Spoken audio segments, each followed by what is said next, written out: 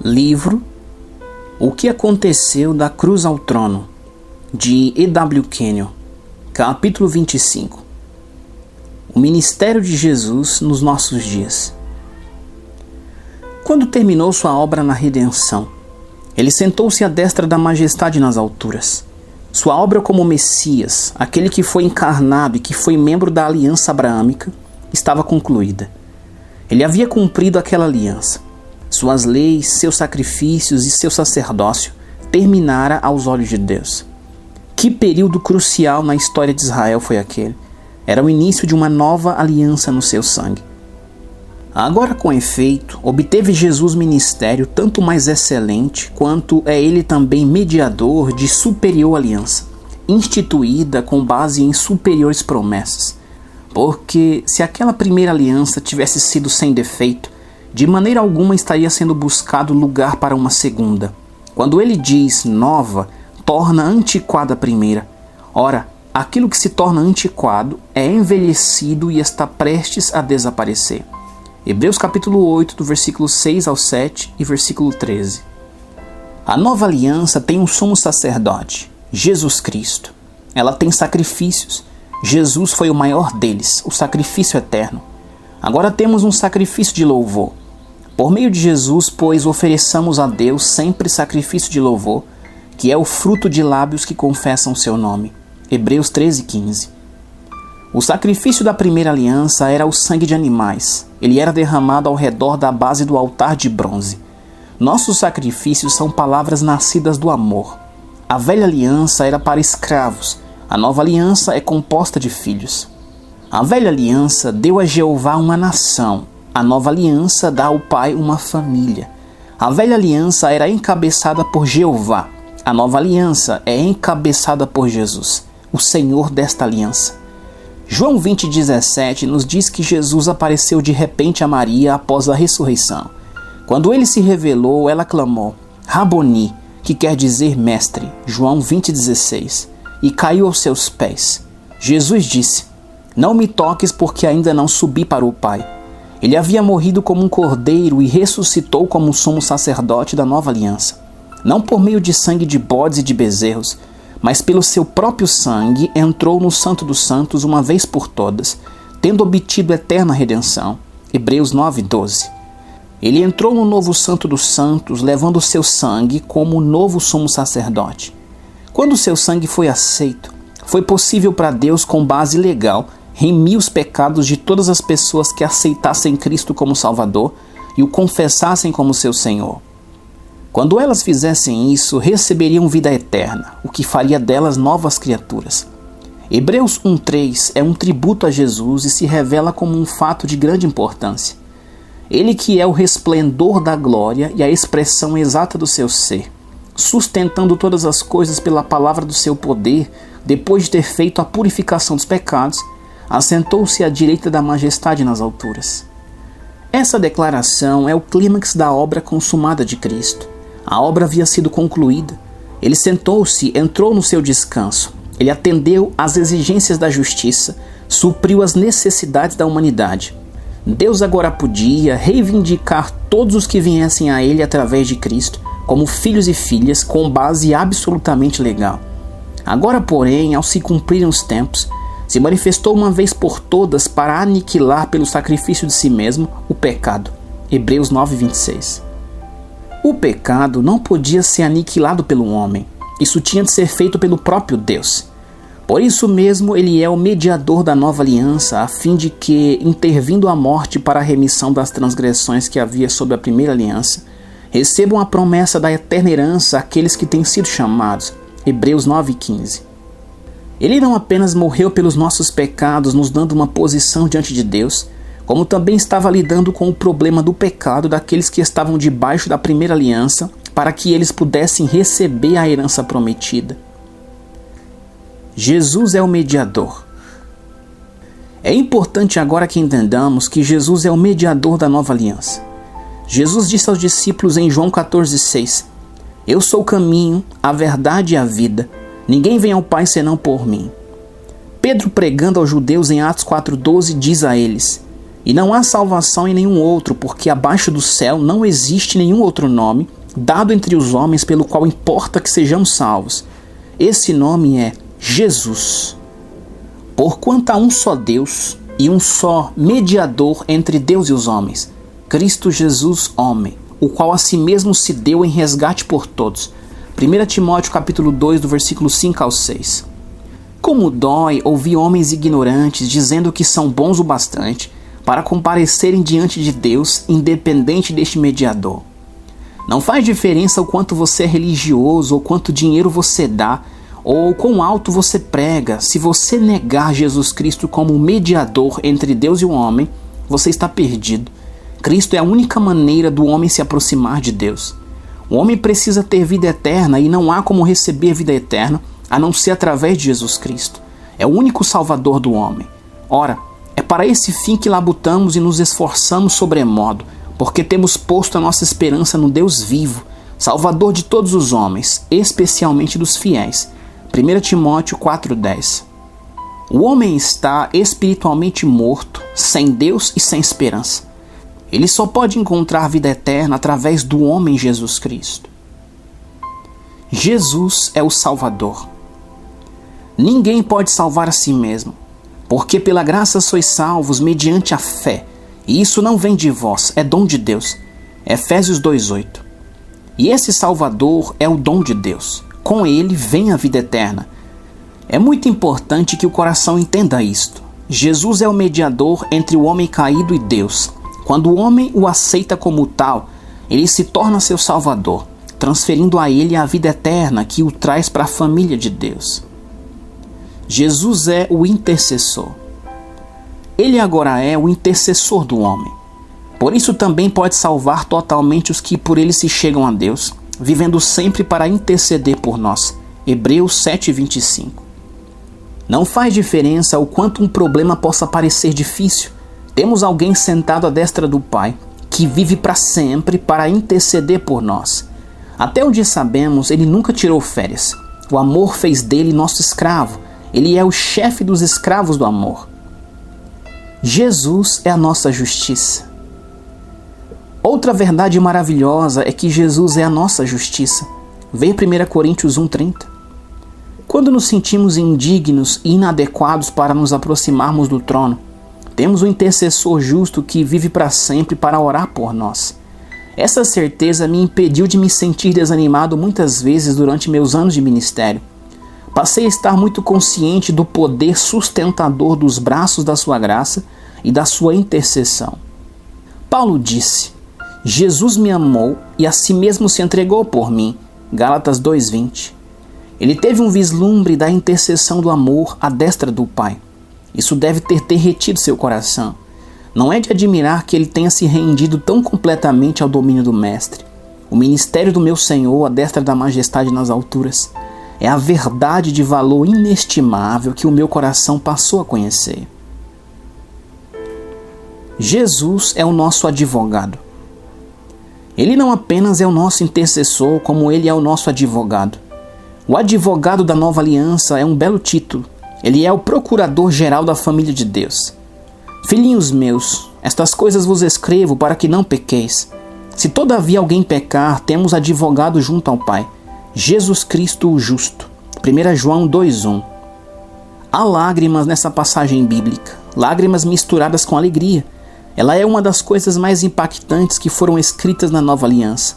Em um capítulo anterior você viu que quando uma pessoa sai da dimensão do amor para a dimensão do egoísmo, ela peca. Quando ela peca, ela quebra a comunhão. Mas isso não quer dizer que ela quebra o relacionamento. Os homens não podem fazer isso. Somente aquele que fez dele filhos pode quebrar esse relacionamento. Não precisamos nos preocupar em cometer o pecado imperdoável. Acontece simplesmente que nos desviamos e satisfazemos as exigências de algum impulso egoísta, quebrando assim a nossa comunhão. Porém, se confessarmos os nossos pecados, Ele é fiel e justo para nos perdoar os pecados e nos purificar de toda injustiça. 1 João 1,9. É muito importante entendermos que no instante em que saímos do amor, entramos nas trevas. E nessas trevas não sabemos para onde ir, pois as trevas cegam os nossos olhos. Vem 1 João 2,11. As trevas são a dimensão de Satanás. Somos filhos de Deus, mas o egoísmo nos seduz a deixar a dimensão do amor e a passar para a dimensão das trevas ou do egoísmo. Quando fazemos isso, perdemos o contato com o Pai. Perdemos a noção de justiça e precisamos de um advogado justo. Alguém que possa entrar na presença do Pai, assumir nossa causa e restaurar a comunhão perdida. Não é maravilhoso que ele seja chamado o advogado justo, que pode estar sempre na presença do Pai por aquele que erra? Não é que nunca erremos, mas é somente quando saímos do amor que erramos. Só existe um pecado real para o cristão: quebrar a lei do amor. Novo mandamento vos dou, que vos ameis uns aos outros, assim como eu vos amei. Que também vos ameis uns aos outros. Nisto conhecerão todos que sois meus discípulos, se tiverdes amor uns aos outros. João capítulo 13, do versículo 34 ao 35. Esse não é apenas o crachá da nova criatura, como a lei da nova criação. O Pai espera que cumpramos essa lei tão fielmente quanto Israel guardava os 10 mandamentos. Lembre-se de que eles adoravam os 10 mandamentos. Eles podem nem sempre tê-los guardado, mas sempre tiveram consciência deles. Não seria lindo se nós, filhos e filhas de Deus, que cremos, estivéssemos sempre conscientes deste novo mandamento? Não faz diferença que pecado você cometa. Esse pecado é afastar-se do amor. Se andarmos em amor, nunca pecaremos. Jesus é o nosso Senhor. Ele não é apenas o nosso grande advogado, como também é o nosso Senhor. Entramos para a família confessando seu senhorio. Se com a tua boca confessares Jesus como Senhor, e em teu coração creres que Deus o ressuscitou dentre os mortos, serás salvo. Porque com o coração se crê para a justiça, e com a boca se confessa a respeito da salvação. Romanos 10, 9 e 10. Observe que entramos para a família confessando com nossos lábios o senhorio deste homem da nova criação. Ele é o cabeça da nova criação. Ele é o primogênito dentre os mortos. Pelo que também Deus o exaltou sobremaneira, e lhe deu o nome que está acima de todo nome, para que ao nome de Jesus se dobre todo o joelho, nos céus, na terra e debaixo da terra, e toda língua confesse que Jesus Cristo é Senhor, para a glória de Deus Pai. Filipenses capítulo 2, versículo do 9 ao 11. Quando você confessa seu senhorio, seu coração aceita o fato de que ele se torna automaticamente a sua justiça. Ele não apenas se torna a sua justiça, como você se torna a justiça de Deus nele.